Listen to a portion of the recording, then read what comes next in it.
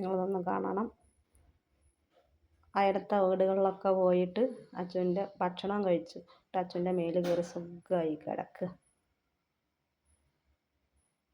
കണ്ട, ഇതൊക്കെയാണ് ഉള്ള പരിപാടി. പറയണത് മനസ്സിലാവുന്നുണ്ടല്ലേ അല്ലേ? അവൻ്റെ ഒന്ന് ഫോണ് വാങ്ങിയനാ. ഫോണിൽ ചിത്രം കണ്ട് ഇങ്ങനെ കിടക്കുക അവൻ്റെ മേത്ത്. അപ്പോൾ കൂട്ടുകാരെ, നിങ്ങളതൊന്ന് കാണണം. ഞാൻ കോളിഫ്ലവർ കൊണ്ട് കറി വയ്ക്കാൻ പോവുകയാണ്. കഞ്ഞി കുടിക്കാമെന്ന് വിചാരിച്ചതായിരുന്നു. ചപ്പാത്തിക്ക് മാവും കുഴച്ചിട്ട് കഞ്ഞി കുടിക്കാമെന്ന് വിചാരിച്ചിട്ട് ഇരിക്കുമ്പോൾ ഇവൻ പറഞ്ഞു, കഞ്ഞിയോ? ഇവൻ കഞ്ഞിയോ?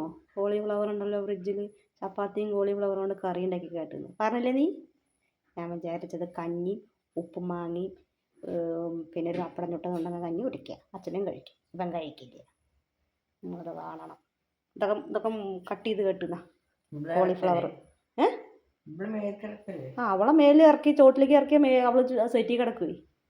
അല്ലേ, ഇറങ്ങിക്കോ ഇറങ്ങ്. അച്ഛന് പണിയുണ്ട്. കല്ലു ഇറങ്ങിക്കോ. അച്ഛനതേനെ ഫോണ് കണ്ടു. അതാ ഓടിക്കോ. അച്ഛന് പണിയുണ്ട്, ചപ്പാത്തി വരത്തണം.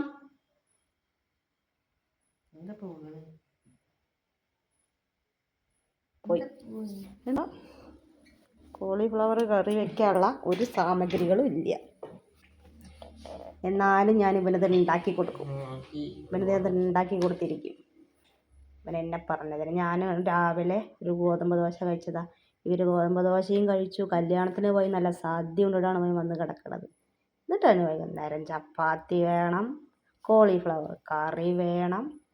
എണിച്ചോ, ചപ്പാത്തി വരത്തിക്കോ. എണിച്ചോ.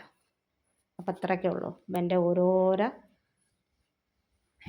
സ്വഭാവങ്ങളും വികൃതി തരങ്ങളും. പൂച്ചക്കുട്ടികളെയും നായക്കുട്ടികളെയും പോലെ അതേ സ്വഭാവം തന്നെ വേണ്ടി.